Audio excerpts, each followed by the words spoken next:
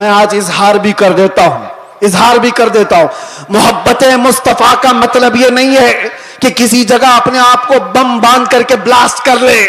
यह सुन्नियों का शिवा नहीं, यह आशिक रसूल का शिवा नहीं है। आशिक रसूल खुले मैदान में बात करता है, ये तमाम चीजें जो हरकतें हिंदुस्तान की सरजमीन पर हो या दुनिया की किसी सरजमीन पर, आतंकवाद जिसको कहा जाए, दहशतगर्द जिसको कहा जाए, टेररिज्म जिसको कहा जाए, इश्क़े मुस्तफा से उसका राई के दाने के बराबर भी ताल्लुक नहीं होता।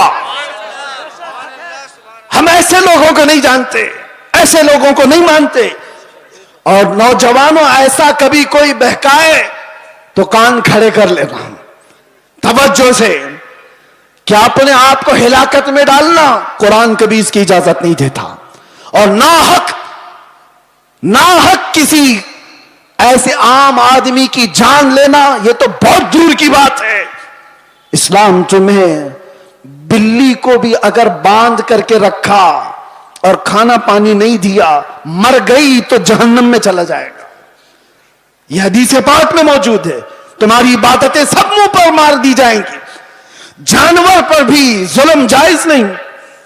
ये तमाम जो चीजें आज पैदा की जा रही है इस्लाम के चेहरे को मस्ख करने के लिए, कितने हालात खराब हुए। मुझे पता है 9/11 के बाद पूरी दुनिया के हालात बदल गए। क्यों? इस्लाम को इस तरह से पेश किया गया, मुसलमानों के चेहरे को इस तरह से पेश किया।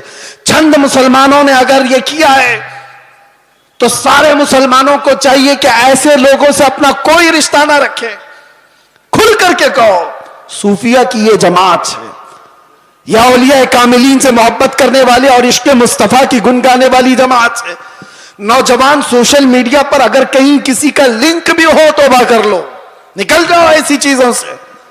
अरे तुम शेर हो, मुस्तफा करीम के वफादार हो, तुम्हें ऐसी हरकतों की जरूरत कतई नहीं पेश आएगी। अल्लाह तबारक व तआला इस दीन का हामी व नासिर व मददगार है। ये दीन सुबह क़यामत तक जिंदा रहेगा।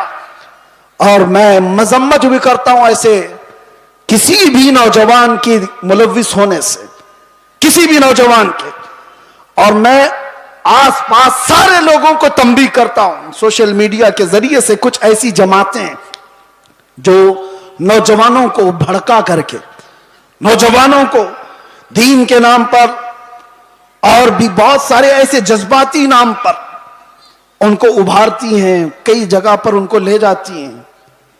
ये सारी जमातें पड़ोस मुल्क से अपना काम कर रही हैं और हिंदुस्तान में क्या पूरी दुनिया में अपने नसें फैलाई हुई हैं। इसलिए यह तंबीहन जरूरी है हर नौजवान को।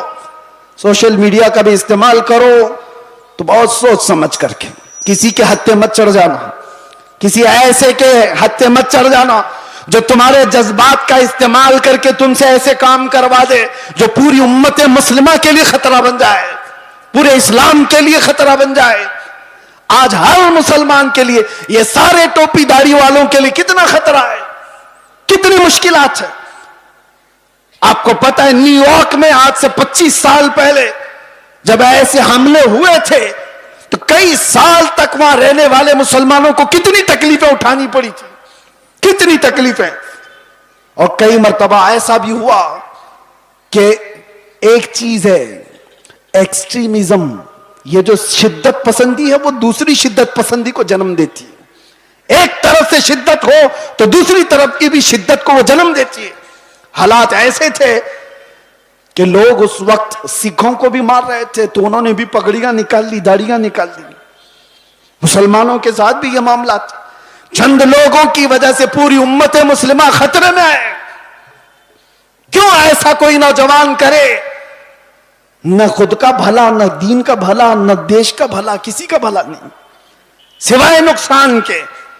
इसलिए नौजवानों, इन हालात में कभी भी अपने व्हाट्सएप का इस्तेमाल, अपने फेसबुक का इस्तेमाल, अपने इंस्टा का इस्तेमाल, ये सारे जाल हैं। तुम्हारे स्टेटस का इस्तेमाल कभी ऐसी चीजों में हरगिज ना करो। हां, रोज स्टेटस लगाओ, आई लव मोहम्मद सल्लल्लाहु अलैहि वसल्लम, सैयदना मोहम्मद सल्लल्लाहु अलैहि वसल्लम, इसमें कोई दिक्कत नहीं है। अपने नबी पाक से इश्क का इजहार रोज सुबह शाम करो, इसमें कोई दिक्कत नहीं है। अपने दीन इस्लाम की अच्छी बातों को नशर इशात करो, ये बहुत खूब बात है। लेकिन कुछ ऐसी गतिविधियों के साथ तुम जुड़े रहोगे तो खुद को भी खतरे में डालोगे, खानदान को भी और कौम को भी, पूरी उम्मत को भी। और एक बात मैं आपको बता दूं, बहुत देर से आपके इस मेंबर पर बैठे थे तो हम देख रहे हैं कुछ चीजें हमें नजर आई, उस पर मैं आपको अर्ज करता हूं। लोग ये कहते हैं कि इतनी सारी चीजें आपने देखी, मुसीबतें, फिर भी उसी तरह से बोलते हो, फिर वही अंदाज के साथ चलते हो। डरना तो चाहिए कि हालात कैसे हैं, सारे हालात को देखो और फिर डर करके आप अपने एतबार से मसलहत का रास्ता इख्तियार करो। मेरे अजीजों, मसलहत और हिकमत किसको कहते हैं? अगर नबी पाक सल्लल्लाहु ताला अलैहि वसल्लम की इज्जत पर बात करने को, खामोशी इख्तियार करने को मसलहत और हिकमत कहते हैं, तो ऐसी मसलहतों को हम लात मारते हैं। यही मसलहत नहीं है, इसको बुज़दिली कहा जाता है, मुदाहनत कहा जाता है, नफ्स परस्ती कहा जाता है। और अगर दुनिया इसको जुर्म कहती है तो ये जुर्म हम हर बार करेंगे, 100 बार करेंगे। अपने मुस्तफा करीम सल्लल्लाहु ताला अलैहि वसल्लम से मोहब्बत का इजहार जुर्म अगर किसी को लगता है तो ये जुर्म तो हम शौक से करेंगे। ये किसी को लगता हो तो वैसे तो हकीकत में जुर्म है। लेकिन दुनिया ने आज देखा है कुछ वो लोग भी हैं जिनको आज ऐसे कीड़े काटे हुए हैं कि हम अपने नबी से मोहब्बत का इजहार करें तो भी जुर्म लगता है। अगर उनको ये जुर्म ना लगता तो आई लव मोहम्मद कहने पर किसी को केस नहीं करते। जुर्म तुम्हें लगता है। तुमने तो शायद 4-5 लोगों को ये कहते हुए सुना होगा, बंद कर दिया होगा, मजमे में आओ, हर बच्चा यही कह रहा होगा, बल्कि मौत तक तो हम यही कहते रहेंगे। यह हमारा ईमान है। मैं जो बात कह रहा था वो ये कि ये सारे हालात हो जाने के बाद भी मुसलमान फिर उसी अंदाज से क्यों चलता है? हुजूर पाक सल्लल्लाहु ताला अलैहि वसल्लम की मोहब्बत की बातें उसी अंदाज से क्यों करता रहता है? इसके सामने किसी को मार दिया जाता है, देख के सहमता क्यों नहीं? किसी की मॉब लिंचिंग हो जाती है, उसके बाद डरता क्यों नहीं? ये डराने वाला सिलसिला 1400 साल से देखते आ रहे हैं। कई चंगेज आए, कई हलाकू आए और हमारे पूरे मोहल्ले खाक में बदल दिए गए, खून से तितर बितर हो गए। लेकिन जोश जो रूहानी है वो उसी अंदाज से बाकी रहा। उसकी वजह क्या है जानते हो? वही मैं कहने जा रहा हूं। हम यहां बैठे हुए थे, छोटे छोटे पतंगे आ रहे हैं और गिर रहे हैं। किसके पास आते हैं ये छोटे छोटे कीड़े लाइट के अतराफ जो घूमते रहते हैं, इनको क्या कहते हैं आपको पता है? इनको परवाना कहते हैं। इनको परवाना कहते हैं। ये लाइट के इर्द गिर्द आते हैं, घूमते हैं, अपनी जान दे देते हैं। जबकि इन कीड़ों को, इन पतंगों को मालूम है कि अंजाम क्या है। अपने भाई को मरता हुआ भी देखते हैं। कितने कीड़े तो इनके पहले मर चुके होते, फिर भी ये घूम रहे होते हैं। वजह यह है कि परवाना शमा के गिर्द घूमने के लिए ही पैदा हुआ है और हम परवाने मोहम्मद हैं। एक के मर जाने के बाद हमारा खामोश होना मिजाज है ही नहीं। हम आए ही यहां हैं मोहम्मद अरबी पर मरने के लिए। इसीलिए तो हमारे बुजुर्गों ने हमें यह सिखाया है, या रसूल अल्लाह तू शम्म रिसालत है, आलम तेरा परवाना, तू माह नबूवत है, ए जलवे जाना ना, पीते हैं तेरे दर का, खाते हैं तेरे दर का, दाना पानी है तेरा पानी, दाना है तेरा दाना। ये एक जान क्या है अगर हो करोड़ों, तेरे नाम पे सबको वारा करूं मैं, करूं तेरे नाम पे जा फिदा, न बस एक जा दो जहां फिदा, अरे 2 जहां से भी नहीं जी भरा, करूं क्या करोड़ों जहां नहीं। लिहाजा ये चीज खत्म होने वाली नहीं है। इसीलिए शायर ने बहुत पहले ये कहा था कि लोगों ने ये दुनिया में देखा है, सबसे अजीम हस्ती मेरे मुस्तफा करीम सल्लल्लाहु अलैहि वसल्लम के खानदान की, खानदाने मुस्तफा का चश्मो चिराग जो करबला में प्यासा शहीद किया गया, बच्चों समेत कत्ल कर दिया गया। उस हुसैन आजम का उस वक्त जो मकाम था, उनके मकाम को कोई नहीं पहुंच सकता था। उस अजीम हस्ती को शहीद करके क्या इस दीन के धारे को रोक दिया गया? क्या दीन इस्लाम का धारा रुक गया, खत्म हो गया? नहीं हुआ। उसके बाद बहुत सारी अजीम हस्तियां आईं जो राह खुदा में शहीद होती चली गईं। हिंदुस्तान की सरजमीन भी इससे लाल हुई है। यहां उस किफायत अली काफी की आवाज गूंजती रहेगी और हर आने वाला आलिम तुम्हें सुनाता रहेगा 3000 कुत्तों ने एक आलिम दीन को गिरफ्तार किया था। अंग्रेजों की बात कर रहा हूं। फिर यहां पर आकर के फिर मुझे ले जाएं कहीं कुत्ता इनको कह दिया। जो जिसको समझे, जो जिसको समझे। अंग्रेजों को तो कह सकते हैं ना। जिसके अंदर मेरे अजीजों ये बुज़दिली की कैफियत थी और किफायत अली काफी को गिरफ्तार करके सूली पर चढ़ाया गया था। जुर्म क्या था?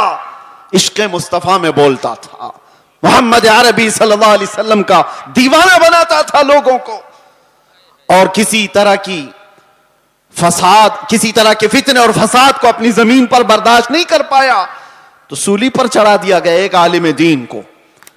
और आम आलिम दीन नहीं, जिसकी इज्जत, जिसका एहतराम इमाम अहले सुन्नत फाजिल बरेलवी किया करते हो। लेकिन मेरे अजीजों, फांसी पर अंग्रेज चढ़ा रहे थे, मजमा देख रहा था, तब भी किफायत अली काफी के पेशानियों पर कोई शिकन नहीं, कोई फिक्र नहीं, ना जिस्म के अंदर कोई कपकपी, खौफ और हिरास, बल्कि फंदे पर चढ़ने से पहले यूं कहा था, कोई गुल बाकी रहेगा न चमन रह जाएगा, पर रसूलुल्लाह का दीने हसन रह जाएगा। सब फना हो जाएंगे काफी वो, लेकिन हश्र तक नाम हजरत का जुबानों पर चलन रह जाएगा। क्या किया अंग्रेजों ने? 8 दिन तक जश्न मनाया था। किफायत अली काफी को हमने फांसी पर चढ़ा दिया। फांसी पर चढ़ाने से पहले 8 दिन तक किफायत अली काफी के जिस्म पर गरम इस्त्री फेरते थे और जब जख्म होता था तो उस पर नमक छिड़कते थे। उस आलिम दीन को उन्होंने बहुत आजमाइशों में मुब्तला किया, लेकिन वो टस से मस नहीं हुआ। शहीद होने के बाद 8 दिन तक तो जश्न मनाते रहे, ये सोचते हुए कि अब जगाने वाला खत्म हो गया, एक ऐसा जो बोलने वाला था बंद हो गया। उन जालिमों को खुदा का ये दस्तूर नहीं मालूम। मुरादाबाद शहर में इन्होंने इस किफायत अली काफी को फांसी पर चढ़ाया था, और वही जमाना है 100 किलोमीटर दूर बरेली में अल्लाह ताला इमाम अहमद रजा को पैदा कर रहा है। और वो इमाम अहमद रजा जब जवानी में तशरीफ लाए तो फिर पूरी कौम की गुत्थियों में इश्क मुस्तफा पिला दिया। हर जगह से आवाज आने लगी, हर जगह से आवाज आने लगी, सबसे आला वो औला हमारा नबी, सबसे बाला वो बाला हमारा नबी। बच्चे बच्चे की जुबानों पर इश्क मुस्तफा सल्लल्लाहु ताला अलैहि वसल्लम की सदाएं गूंजने लगी। मैं मिसाल इसलिए अर्ज कर रहा हूं, सारे मिलकर के इन चिरागों को बंद करने की कोशिश करते रहेंगे तब भी यह मुमकिन नहीं। मेरा रब कुरान में फरमाता है, ये अपने मुंह के फूकों से अल्लाह के चिराग को बुझाना चाहते हैं और अल्लाह सुबह क़यामत तक अपने चिराग को रोशन रखेगा। एक तुम बंद करोगे, रब ताला दूसरा पैदा फरमाएगा, दूसरा पैदा होगा। इसलिए हमें अपनी फिक्र नहीं है, हमने जो जीना था वो जी लिया है। मगर ऐ मुसलमानों, आपसे मैं ये गुजारिश करूंगा, इस जमाने में तुम्हारे लिए सबसे बड़ी दौलत जिसका हर डाकू इंतजार में है लूटने के लिए, हर चोर तुम्हारे पीछे है छीनने के लिए, वो दौलत तुम्हारी टोपी, तुम्हारी दाढ़ी, तुम्हारे कुर्ते, तुम्हारे जुब्बे, तुम्हारे घर गाड़ी बंगले नहीं है। आला हजरत को सुनो, कहते हैं आंख से काजल साफ चुरा ले, यहां वो चोर बला के हैं, तेरी गठरी ताकी है और तूने नींद निकाली है। कौन सी चीज है जिसके सब चोर दुश्मन अतराफ में हैं? कौन सी चीज छीनना चाहते हैं? 100 साल पहले इकबाल ने भी इसका इशारा करके कहा था। अंग्रेज ये कहते थे, ये फाका कश मौत से डरता नहीं जरा। सबको पता है ये मौत से डरने वाली कौम है ही नहीं। हमारे कंधे पर कफन हुआ करता है। डर उसको हो जिसे लगे कि मौत के बाद अंधेरा अंधेरा अंधेरा। डर उस कौम को क्या लगे, इधर आंखें बंद हो उधर मुस्तफा का दीदार हो, उसे डर नहीं। दुनिया ये जानती है। तो अंग्रेज क्या कहते थे, ये फाका कश भूखा रहता है, प्यासा रहता है, मौत से डरता नहीं जरा। कौन सी चीज है इसको जो निडर बनाई हुई है? कौन सी चीज है जो इसको बेखौफ बनाई हुई है? इकबाल कहते हैं रूहे मोहम्मदी इसके बदन से निकाल दो। वही कहता था अंग्रेज, रूहे मोहम्मदी इसके बदन से निकाल दो। और आला हजरत भी वही कहते हैं, आंख से काजल साफ चुरा ले। आंख से काजल चुराने का मतलब क्या है? अरे ये डब्बी वाला काजल नहीं, एक मोमिन की आंख का काजल इश्क मुस्तफा हुआ करता है। मोहब्बत मुस्तफा अगर तुम्हारे पास है तो तुम्हारी आंखों का काजल है वो। और इसी के चोर अतराफ में घूम रहे हैं, इसी के चोर, इसी के डाकू